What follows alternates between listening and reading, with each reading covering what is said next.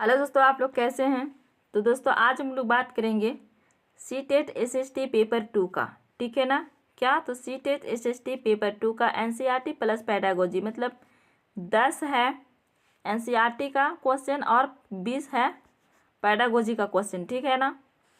और ये सेट कितना है दोस्तों, तो 21 दिसंबर 2021 का है। ठीक है, जो ऑनलाइन पेपर हुआ था। तो चलिए दोस्तों शुरू करते हैं। शुरू करने से पहले जो चैनल को सब्सक्राइब नहीं किए हैं दोस्तों, तो चैनल को सब्सक्राइब कर लीजिए, ऐसी ही वीडियो मिलते रहेगा। फर्स्ट क्वेश्चन क्या है दोस्तों, तो फर्स्ट क्वेश्चन है कि निम्नलिखित में से कौन सा राजतंत्र सरकार का पहलू है। राजतंत्र सरकार का कौन सा पहलू है दोस्तों। एम है कि नागरिकों को अपना राजा या रानी चुनने की अनुभूति होती है। तो जी नहीं दोस्तों, रानी चुनने की अनुभूति नागरिकों को नहीं होता है राजतंत्र में। ठीक है। और बीम है राजा व रानी द्वारा लिए गए निर्णय पर नागरिक सवाल खड़े कर सकते हैं। तो जी नहीं दोस्तों, ये भी नहीं कर सकते हैं राजतंत्र में। और सीम है देश पर राज करने के लिए राजा या रानी के पास संपूर्ण शक्तियां होती है। बिल्कुल संपूर्ण क्या होती है, तो शक्तियां होती है दोस्तों। डीम है कि अंतिम निर्णय लेने की शक्ति राजा या रानी के हाथों में नहीं अपितु नागरिकों के हाथों में है। नहीं दोस्तों, सी ऑप्शन क्या हो जाएगा, तो राइट हो जाएगा। ठीक है ना। नेक्स्ट क्वेश्चन है दोस्तों कि निम्नलिखित में से किस रेशे को संसाधित करने के लिए जिनिंग मिल काम आती है। एम है रेशम, बी में है कपास और 3 में है ऊन और 4th में है जूट। तो बताइए दोस्तों इसका क्या हो जाएगा सही आंसर। तो दोस्तों इसका सही आंसर क्या हो जाएगा, तो इसका सही आंसर हो जाएगा 2 ऑप्शन। क्या हो जाएगा, तो 2 ऑप्शन हो जाएगा। ठीक है ना। यह शब्द जो कॉटन जीन से आया है, जिसका आविष्कार दोस्तों एली व्हिटनी कौन किया था। एली व्हिटनी ने कितना किया था दोस्तों, तो ये 1700 कितना, तो 1794 में। ठीक है ना। नेक्स्ट है दोस्तों, नेक्स्ट क्या है कि सप्ताह में 2 बार लगने वाला यूरोट का कपड़ा बाजार संसार के विशालतम कपड़ा बाजारों में से एक है। यह निम्नलिखित में से कौन से राज्य में स्थित है दोस्तों। कौन से राज्य में स्थित है, इसे बताना है। ठीक है ना। एम है केरल में, बी में है आंध्र प्रदेश, सी में है तमिलनाडु और डी में है कर्नाटक। तो बताइए दोस्तों ये कौन सा राज्य में स्थित है। तो दोस्तों ये तमिलनाडु में स्थित है। कहाँ स्थित है, तो ये तमिलनाडु में स्थित है दोस्तों। तमिलनाडु में जो ईरोड का जो द्वितीय साप्ताहिक कपड़ा जो बाजार दुनिया का सबसे बड़ा बाजार लगता है दोस्तों। और इस बाजार में तरह तरह के कपड़े बिकते हैं। और इस कपड़ों को जो खरीदने के लिए दोस्तों व्यापारी देश भर में यात्रा करते हैं। देश भर में क्या करते हैं दोस्तों, यात्रा करते हैं। नेक्स्ट है दोस्तों, निम्नलिखित में से कौन से राज्यों के बीच कावेरी जल विवाद है दोस्तों। कावेरी जल कौन से राज्य में विवाद है। एम है कर्नाटक एवं तमिलनाडु, बी में है तमिलनाडु एवं केरल और सी में है कर्नाटक एवं आंध्र प्रदेश और डी में है केरल एवं कर्नाटक। तो बताइए दोस्तों इसका क्या हो जाएगा सही आंसर। तो दोस्तों इसका सही आंसर हो जाएगा कर्नाटक एवं तमिलनाडु। ए ऑप्शन क्या हो जाएगा दोस्तों, तो राइट हो जाएगा।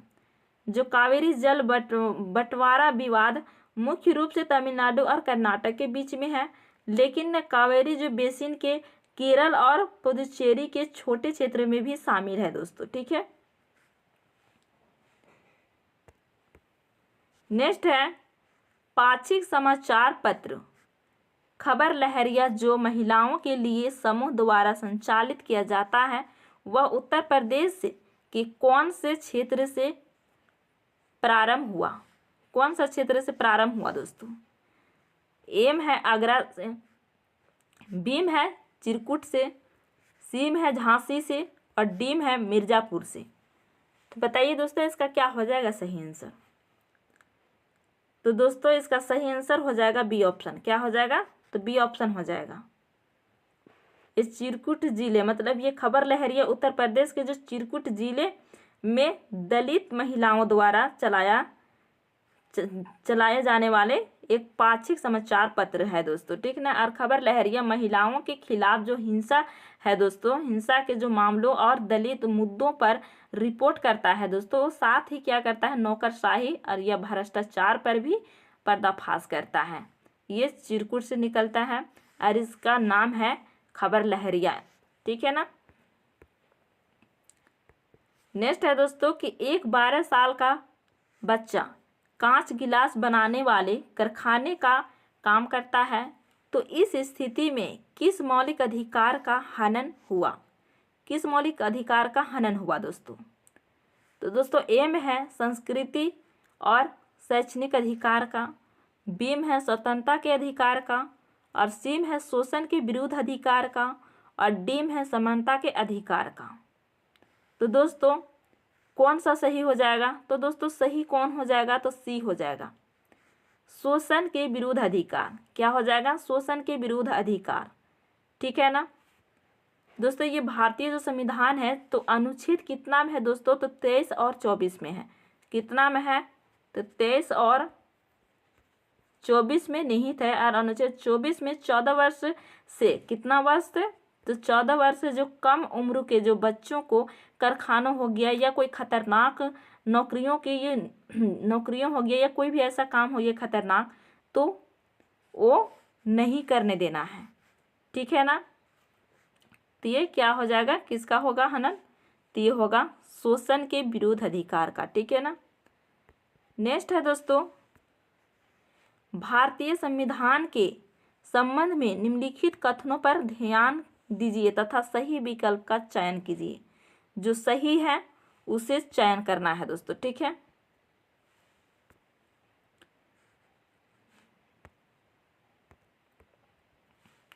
एम है भारतीय राज्य धार्मिक क्रियाकलापों में हस्तक्षेप सुनिश्चित करता है और सभी धर्मों की भावनाओं का सम्मान करता है दोस्तों। क्या करता है? सम्मान करता है। ये क्या है? तो ये बिल्कुल राइट है दोस्तों। अब कथन बी में देखिए दोस्तों कि भारतीय संविधान में ऐसा कोई भी प्रावधान नहीं है जो सांस्कृतिक और भाषाई अल्पसंख्यकों को शिक्षा के अधिकार प्रदान करे। ये गलत है। तो कहाँ पर ए सही है और बी गलत है दोस्तों? तो कहाँ है? तो ए ऑप्शन में है, 1 ऑप्शन में, ठीक है ना। ए सही है तथा बी क्या है? तो गलत है। नेक्स्ट क्वेश्चन क्या है दोस्तों? तो नेक्स्ट क्वेश्चन है कि निम्नलिखित में से कौन से शहर में असम, नागालैंड, मिजोरम और अरुणाचल प्रदेश का साझा उच्च न्यायालय है? क्या है? तो साझा उच्च न्यायालय है दोस्तों। एम है आइजोल, बीम है कोहिमा, सीम है गुवाहाटी और डीम है ईटानगर। तो बताइए दोस्तों इसका क्या हो जाएगा सही आंसर? तो दोस्तों इसका सही आंसर क्या हो जाएगा? तो इसका सही आंसर हो जाएगा सी ऑप्शन, गुवाहाटी, ठीक है ना। ये गुवाहाटी जो उच्च न्यायालय में असम, नागालैंड और मिजोरम और अरुणाचल प्रदेश, क्या अरुणाचल प्रदेश के क्षेत्रीय अधिकार है दोस्तों। और ये भारत सरकार अधिनियम कितना दोस्तों? तो 1935 कितना में? तो 1935 में पारित होने के बाद 1 मार्च दोस्तों, कितना? तो 1 मार्च, उसका बाद 1 मार्च 1948 को गुवाहाटी उच्च न्यायालय की स्थापना की गई थी, ठीक है। नेक्स्ट है दोस्तों कि दलित शब्द का अर्थ क्या है दोस्तों? एम है कुचला या टूटा हुआ, बीम है क्रांतिकारी और सीम है संघर्ष और डीम है बहिष्कृत। तो बताइए दोस्तों क्या हो जाएगा इसका सही आंसर? दलित शब्द का अर्थ क्या है दोस्तों? तो दोस्तों कुचला या टूटा हुआ, ए ऑप्शन क्या हो जाएगा? तो राइट हो जाएगा, ठीक है ना। दलित शब्द हिंदी भाषा के दलन से बना है दोस्तों, और जिसका अर्थ क्या है? उत्पीड़ित या टूटा हुआ या कुचला हुआ, ठीक है ना। और दलित जिन्हें अछूत भी कहा जाता है दोस्तों, क्या कहा जाता है? तो अछूत भी इसे कहा जाता है, ठीक है ना, अछूत भी कहा जाता है। और नेक्स्ट है दोस्तों, यदि कुछ लोग किसी अन्य प्रदेश के श्रमिकों को उनके प्रदेश में काम नहीं करने देते तो इसमें श्रमिकों के किस मौलिक अधिकार का उल्लंघन होता है दोस्तों। मतलब एक राज्य से दूसरे राज्य में काम कर रहे हैं तो वहाँ पर काम नहीं करने दिया जा रहा है, तो वो किस मौलिक अधिकार का उल्लंघन कर रहा है दोस्तों। तो ए में है स्वतंत्रता का अधिकार, बी में है समानता का अधिकार, सी में है शोषण के विरुद्ध अधिकार और डी में है जीवन का अधिकार। तो बताइए दोस्तों इसका क्या हो जाएगा सही आंसर। तो दोस्तों इसका सही आंसर क्या हो जाएगा, तो इसका सही आंसर हो जाएगा सी ऑप्शन। क्या होगा, तो सी ऑप्शन, शोषण के विरुद्ध अधिकार, ठीक है ना। क्या हो जाएगा, तो शोषण के विरुद्ध अधिकार हो जाएगा दोस्तों। यदि लोगों के एक समूह दूसरे राज्यों के मजदूरों को उनके राज्य में काम नहीं करने देता है दोस्तों, तो ये क्या होता है, तो ये हो जाता है शोषण के विरुद्ध अधिकार के हनन करता है। और ये अनुच्छेद कितना दोस्तों, तो अनुच्छेद 19 में सभी नागरिकों को भारत के किसी भी हिस्से में दोस्तों रहने और बसने का अधिकार, किसी भी पेशा का अभ्यास करने या कोई भी व्यवसायिक व्यापार करने का अधिकार है दोस्तों। और ये अनुच्छेद 19 में है, ठीक है ना। नेक्स्ट है दोस्तों, सामाजिक विज्ञान की पाठ्यचर्या में इतिहास एक महत्वपूर्ण भूमिका निभाता है। निम्नलिखित में से इतिहास की प्रकृति के विषय में कौन सा कथन सही है दोस्तों, कौन सा कथन सही है। तो दोस्तों एम है ऐतिहासिक घटनाएं निरंतर और सुसंगत होती है, बिल्कुल ये राइट है दोस्तों। क्या है, ये सही है। बीम है ऐतिहासिक बोलना तो रखी होते हैं और ना ही चक्रीय होते हैं, बी भी सही है, यानी ए और बी दोनों सही है। तो सी यहाँ पर थर्ड ऑप्शन क्या हो जाएगा, तो थर्ड ऑप्शन राइट हो जाएगा दोस्तों। क्या हो जाएगा, तो थर्ड ऑप्शन राइट हो जाएगा, ठीक है ना। तो चलिए दोस्तों चलते हैं नेक्स्ट क्वेश्चन में।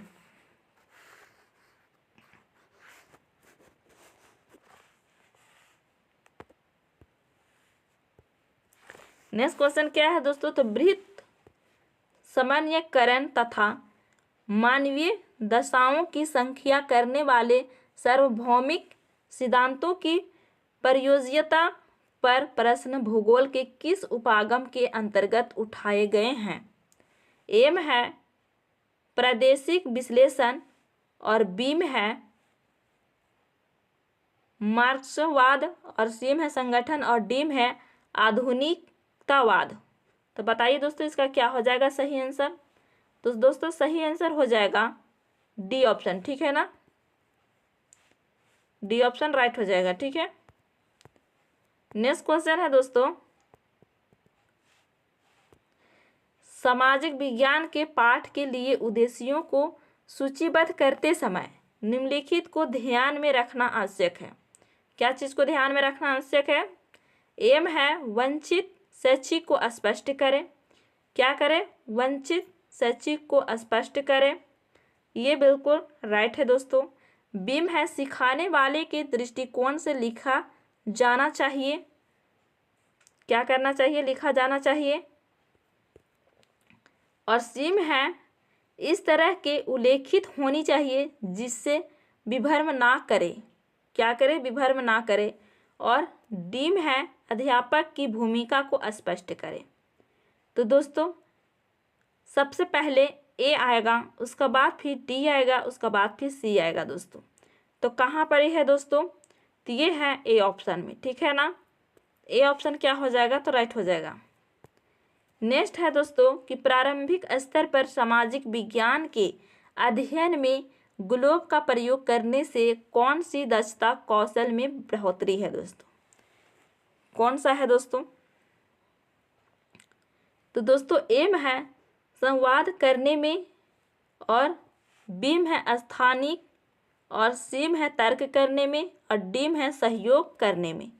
तो बताइए दोस्तों इसका क्या हो जाएगा सही आंसर। तो दोस्तों ग्लोब, ग्लोब से हम लोगों को क्या पता चलता है दोस्तों, मान लिया ये ग्लोब है और इस ग्लोब से हम लोगों को क्या पता चलता है, तो पता चलता है स्थानिक, मतलब स्थान को पता चलता है। इस छोटी सी ग्लोब से हम लोग पूरी दुनिया देख सकते हैं दोस्तों, कौन जगह ये चित्र के माध्यम से, ग्लोब के माध्यम से हम लोग घुमा घुमा करके देख सकते हैं, ठीक है ना। तो इसीलिए स्थानीय बी ऑप्शन क्या हो जाएगा, तो राइट हो जाएगा, ठीक है ना। नेक्स्ट क्वेश्चन है दोस्तों कि निम्नलिखित में से कौन सा अव्यक्त प्रश्न के संबंध में सत्य है दोस्तों, क्या है, तो सत्य है। ए में क्या है दोस्तों, तो समूह कार्य पर काम करते हुए छात्रों में जिम्मेदारी का भावना का विकास होना, बिल्कुल ये राइट है दोस्तों। बी में है कक्षा कक्ष में छात्राओं और छात्रों द्वारा अक्षांश और देशांतर की अवधारणा सिखाना, और सी में है कक्षा के दौरान छात्रों द्वारा चुनाव प्रक्रिया के रोल प्ले द्वारा प्रजातंत्री क्रियाएं सिखाना, और डी में है एक गतिविधि जिसे इसी संप्रदाय हेतु विकसित किया गया था पर काम करते हुए छात्रों द्वारा श्रम की अवधारणा को समझना। तो दोस्तों सबसे यहाँ पर जो सत्य और सबसे बेस्ट है वो बेस्ट क्या है, तो ए ऑप्शन है, ठीक है ना। नेक्स्ट क्वेश्चन है दोस्तों, क्या युद्ध को रोका जा सकता है। दोस्तों क्या युद्ध को रोका जा सकता है विषय पर शिक्षिका ने 3 सप्ताह के शिक्षण अध्ययन का आयोजन किया। 3 सप्ताह का शिक्षण अध्ययन का आयोजन किया। इसके दौरान वह युद्ध की रोकथाम के मनोवैज्ञानिक, वित्तीय तर्कों, राजनीतिक व्यवस्थाओं पर चर्चा कर सकती है। शिक्षिका निम्न पद्धति तो अपना रही है, मतलब कौन सा पद्धति शिक्षक अपना रही है दोस्तों, तो बताइए दोस्तों सही क्या हो जाएगा। तो दोस्तों सही क्या हो जाएगा, तो एम है एकीकृत पद्धति, बी में है सहसंबंधी पद्धति, और सी में है इकाई आधारित पद्धति, और डी में है बहुअनुशासनिक पद्धति। तो एक शिक्षक कौन सा नियम को वो अपना रही है, तो दोस्तों ये बहुअनुशासित पद्धति को अपना रही है, यानी डी ऑप्शन क्या हो जाएगा, तो राइट हो जाएगा, ठीक है ना। नेक्स्ट है दोस्तों, निम्नलिखित में से कौन सा उदाहरण वायु प्रदूषण की अवधारणा के विकास के लिए उपयुक्त नहीं है, विकास के लिए उपयुक्त नहीं है दोस्तों, ठीक है। तो कौन सा है दोस्तों, तो ए में है भारत के विभिन्न स्थानों से हिमालय की दृश्यता की खबर का समाचार पत्रों की कुछ कटिंग द्वारा उपयोग। तो यहाँ पर नहीं है बोला है दोस्तों, तो ये है, इसीलिए ये नहीं होगा, ठीक है। बीम है गोरैया चिड़िया की संख्या में वृद्धि का विस्तृत वर्णन, ये भी है। सीम है आसपास की दुकानों में पॉलीथीन बैग के उपयोग पर चर्चा, ये नहीं है दोस्तों। डीम है वायु गुणवत्ता सूचकांक के 30 दिन के आंकड़े, ये भी है। तो जो नहीं है उसे हम लोगों को छांटना है, जो कि ये सी ऑप्शन नहीं है, ठीक है। ये सी ऑप्शन क्या हो जाएगा, राइट हो जाएगा, ठीक है ना। चलते हैं दोस्तों नेक्स्ट क्वेश्चन में। नेक्स्ट क्वेश्चन क्या है दोस्तों, तो नेक्स्ट क्वेश्चन है कि सहारा रेगिस्तान पर परियोजना के तौर पर निम्नलिखित में से कौन सी गतिविधि का आप योजना बनाएंगे जिसे छात्र भी अपने आप कर सकेंगे। दोस्तों क्या कर सकेंगे कि सहारा रेगिस्तान पर परियोजना के तौर पर निम्नलिखित में से कौन सी गतिविधि की आप योजना बनाएंगे जिससे छात्र भी क्या करेंगे, अपने आप कर पाएंगे। तो दोस्तों ए में है सहारा रेगिस्तान का भ्रमण और प्रेक्षण करना। तो दोस्तों सहारा रेगिस्तान को भ्रमण करना ये नहीं होगा। बी में है मानचित्र बनाएं और सहारा रेगिस्तान को ढूंढो, ये भी नहीं होगा दोस्तों। और सी में है कि संबल व्यक्ति को पहचाने और बातचीत कर विस्तृत विवरण बनाए। और डी में है दोस्तों, डी में क्या है कि सहारा रेगिस्तान पर जानकारी एकत्रित करें और कक्षा के लिए प्रस्तुतिकरण बनाए। ठीक है ना, तो डी ऑप्शन बेस्ट है दोस्तों, तो डी ऑप्शन राइट हो जाएगा। ठीक है, नेक्स्ट है दोस्तों, सामाजिक विज्ञान में आलोचनात्मक चिंतन की प्रासंगिकता के संदर्भ में कौन सा कथन सत्य है दोस्तों? कौन सा कथन जो सत्य है उसे हम लोगों को छांट करके इसे निकालना है दोस्तों। ठीक है ना, तो चलिए दोस्तों देखते हैं। ठीक है, ए में है सत्य की खोज में प्रश्नों और आलोचनाओं के उद्दीपन, ये गलत है दोस्तों। बी में है अपने अक्षांशों, आशाओं और अभिलाषाओं का अनुसरण करने में सहायक, ये क्या है? तो ये बिल्कुल राइट है। और सी में है दूसरों की आशाओं और उद्देश्यों के अनुसार में सहायक, ये भी है। और डी में है दोस्तों छात्रों को अज्ञानता और असमंजस में मुक्त करना, असमंजस से मुक्त करना। बी सी डी और ई में क्या है? अधिगमकर्ताओं को विचार और वास्तविकता के अनुसूचित दावों का मुक्त करना, ये भी नहीं होगा, यानी बी सी डी होगा। तो बी सी डी कहाँ है दोस्तों? तो बी सी डी है 2 ऑप्शन में। ठीक है ना, क्या? तो 2 ऑप्शन में है। नेक्स्ट क्वेश्चन है दोस्तों कि इसमें से कौन सा से सामाजिक विज्ञान प्रश्न आलोचनात्मक चिंतन कौशल विकास के लिए अधिगम संभावना रखते हैं? क्या करते हैं? तो संभावना रखते हैं। एम क्या है दोस्तों?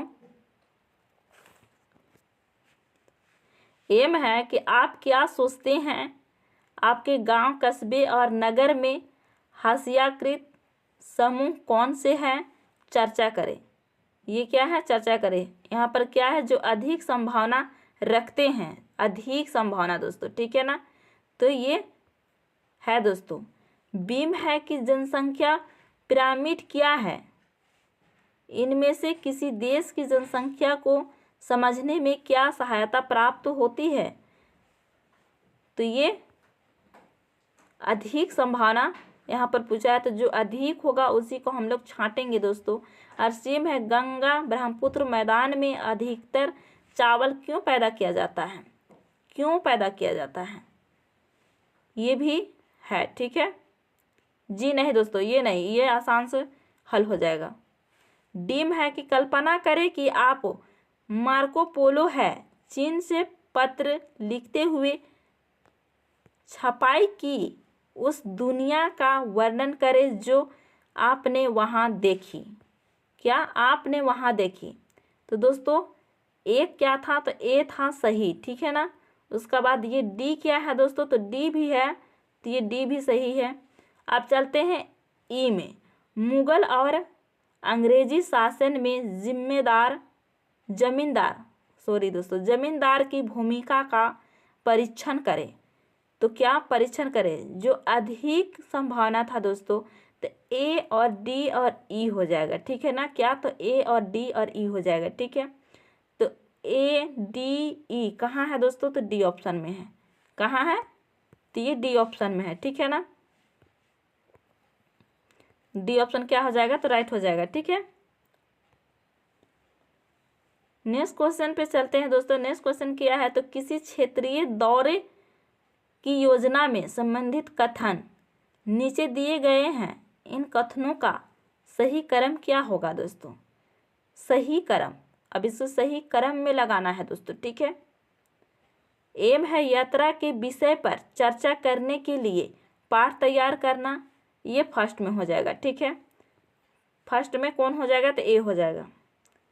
बीम है एक यात्रा कार्यक्रम अनुसूची तैयार करना जिसमें आगमन, प्रस्थान के समय, स्थान, ग्रह, ठहराव और भोजन के उचित स्थान इत्यादि सम्मिलित हो।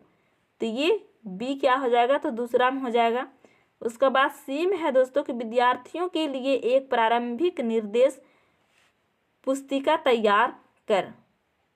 मतलब ये सीक्वेंस से आ रहा है, ठीक है ना, तो ये 3 में हो जाएगा। और डी में है यात्रा की समाप्ति की बात चर्चा का आयोजन करना।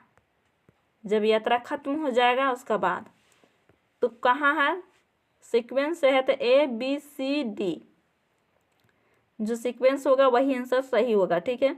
ए बी सी डी यानी ए ऑप्शन क्या हो जाएगा, तो राइट हो जाएगा, ठीक है। नेक्स्ट क्वेश्चन है दोस्तों,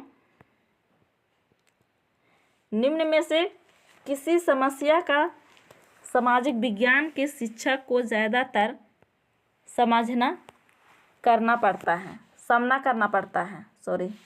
क्या करना पड़ता है, तो सामना करना पड़ता है। एम है दोस्तों कि विशिष्ट उद्देश्यों जो कि शिक्षक को याद रखना, ज्ञान के अधिगम स्तर तक सीमित करते हैं। और बी में है स्कूलों में प्रयोग व्यवस्था और संसाधनों की कमी का। और फिर सी में है शिक्षकों की कमी के कारण अत्यधिक कार्यभार का। और डी में है दोस्तों कि पाठ्य पुस्तकों और संदर्भ सामग्री की कम उपलब्धता का। तो बताइए दोस्तों इसका क्या हो जाएगा सही आंसर। तो दोस्तों इसका सही आंसर हो जाएगा स्कूलों में प्रयोग व्यवस्था और संसाधनों की कमी। क्या, संसाधनों की कमी दोस्तों, ठीक है ना, इसको सामना करना पड़ता है, ठीक है। बी ऑप्शन क्या हो जाएगा, तो बी ऑप्शन राइट हो जाएगा दोस्तों, ठीक है। नेक्स्ट क्वेश्चन क्या है दोस्तों, तो नेक्स्ट क्वेश्चन है निम्नलिखित व्यक्तियों ए और बी पर विचार करना, सही विकल्प का चयन कीजिए। दोस्तों क्या है, तो सही विकल्प का चयन कीजिए। एम है कि यदि विद्यार्थियों को कक्षा में ही सामाजिक विज्ञान से संकल्पनाओं को समझने के लिए गहन और वास्तविक सूचनाएं दी जाती है तो वह उसकी सराहना करते हैं। क्या करते हैं, उसकी सराहना करते हैं। तो ये बिल्कुल राइट है, ठीक है ना। अब कथन बी को चलिए देखते हैं। तो दोस्तों कथन बी में है कि किसी भी संस्थान की घटना या कार्यशैली को विवेचित रूप से देखते समय यह महत्वपूर्ण हो जाता है कि सकारात्मक उदाहरण भी दिए जाए, नहीं तो इसका नकारात्मक प्रभाव विद्यार्थियों के कोमल दिमाग पर क्या करता है, पड़ जाता है, कोमल दिमाग पर पड़ जाता है। तो ये भी क्या है दोस्तों, तो बिल्कुल राइट है दोस्तों, ठीक है ना। तो दोनों सही है, ए और बी दोनों गलत है, तो ये नहीं हो सकता है। ए सही है, बी गलत है, ए गलत है, ए और बी दोनों सही है, फोर्थ ऑप्शन, ठीक है ना। नेक्स्ट है दोस्तों, कक्षा में चलचित्र फिल्म के किसी भाग को दिखाते समय निम्नलिखित में से कौन सा प्रश्न सबसे कम विचारणीय है। सबसे कम होगा वही क्वेश्चन राइट होगा दोस्तों। एम है कि क्या यह महत्वपूर्ण सामाजिक अध्ययन की अवधारणाओं को प्रस्तुत करता है। बीम है क्या यह विद्यार्थियों का ध्यान आकर्षित करने के लिए लिहाज से पर्याप्त मनोरंजन है। और सीम है कि विद्यार्थी यह कैसे प्रदर्शित करेंगे कि उन्होंने चलचित्र से क्या सीखा है। और डीम है दोस्तों यह परीक्षा में सफलता प्राप्त करने के लिए पर्याप्त सामग्री उपलब्ध करा रहा है। तो बताइए दोस्तों इसका क्या हो जाएगा सही आंसर।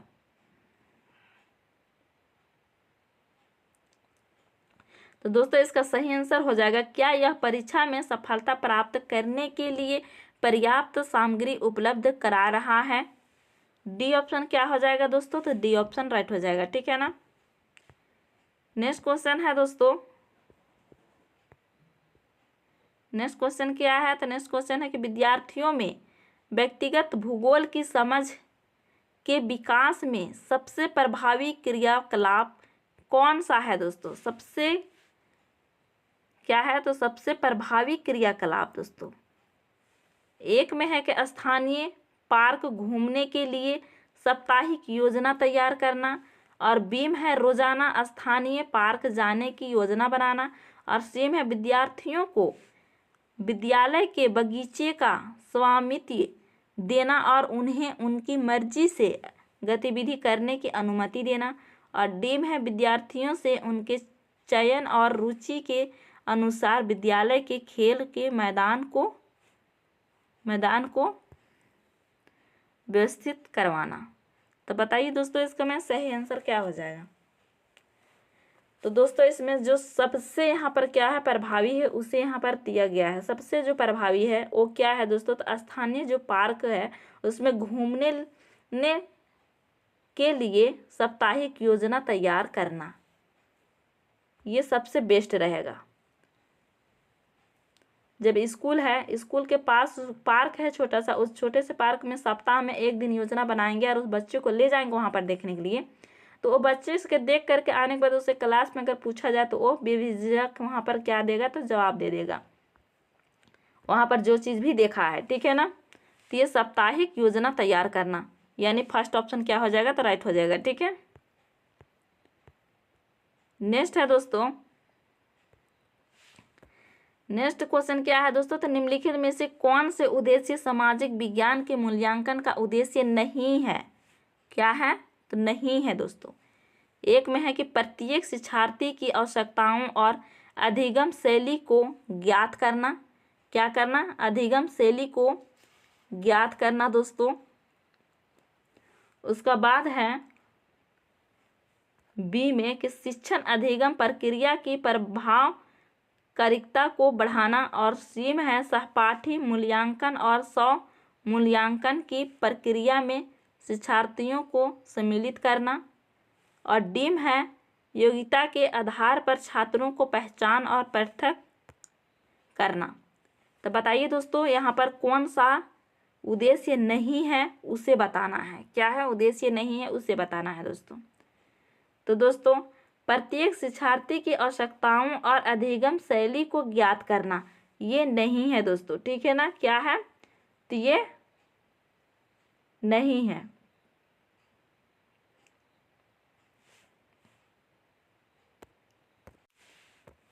तो दोस्तों प्रत्येक शिक्षार्थी को की आवश्यकताओं और अधिगम शैली को ज्ञात करना दोस्तों ये है। ठीक है ना?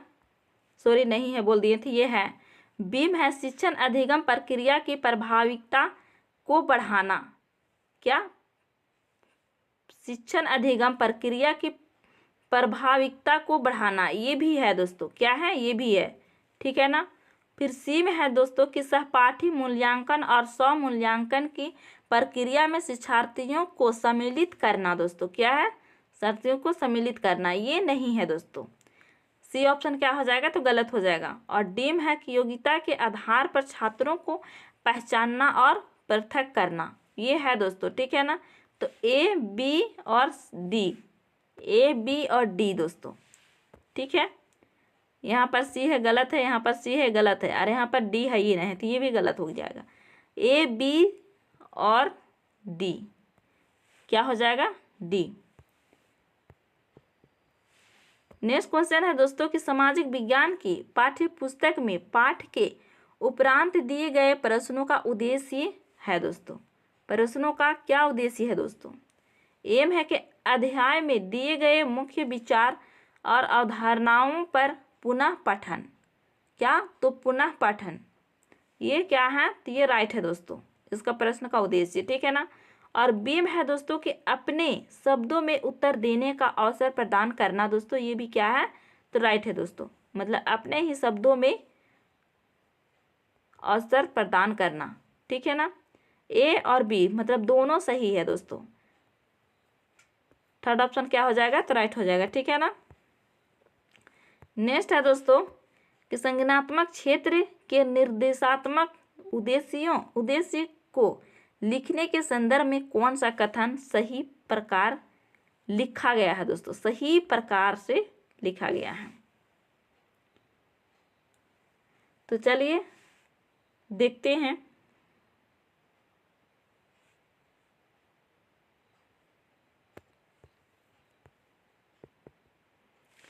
एम है विद्यार्थी सौरमंडल की अवधारणा को समझ सकेंगे। बीम है विद्यार्थी जेंडर की अवधारणा को समझ सकेंगे। विद्यार्थी 5 जंगली जानवरों के नाम जान सकेंगे। और डीम है जल चक्र की प्रक्रिया को विद्यार्थी अपने शब्दों में समझ सकेंगे। क्या करेंगे? अपने शब्दों में समझ सकेंगे दोस्तों। ठीक है, तो डी ऑप्शन क्या हो जाएगा? तो राइट हो जाएगा।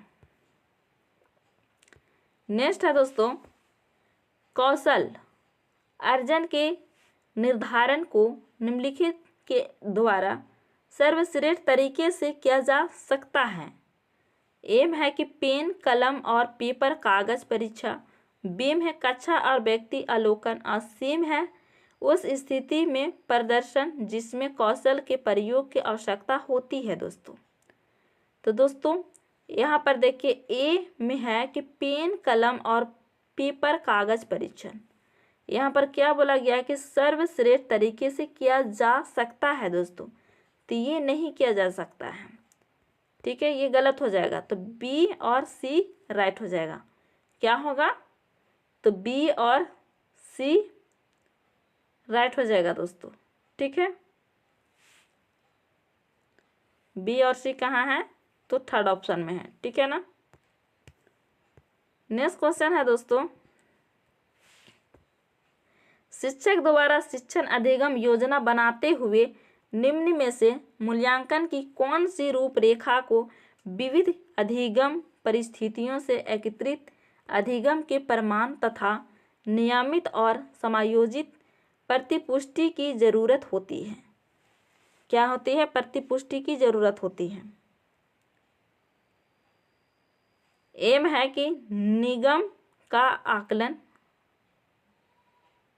अधिगम होगा दोस्तों यहाँ पर। ठीक है ना, टाइपिंग मिस्टेक है। अधिगम का आकलन तो नहीं होगा दोस्तों। बी में अधिगम के लिए आकलन। क्या दोस्तों? अधिगम के लिए आकलन। बी क्या है? तो सही है। सी में अधिगम की तरह आकलन दोस्तों। क्या? तो अधिगम की तरह आकलन। सी भी क्या है? तो राइट है। और इसमें क्या है? तो ये डी है दोस्तों। ठीक है, समायोजन, समायोजित आकलन। फिर एम है रचनात्मक आकलन। तो जहाँ पर बी और सी होगा वही ऑप्शन राइट हो जाएगा दोस्तों। 2 ऑप्शन में है बी और सी। ठीक है ना।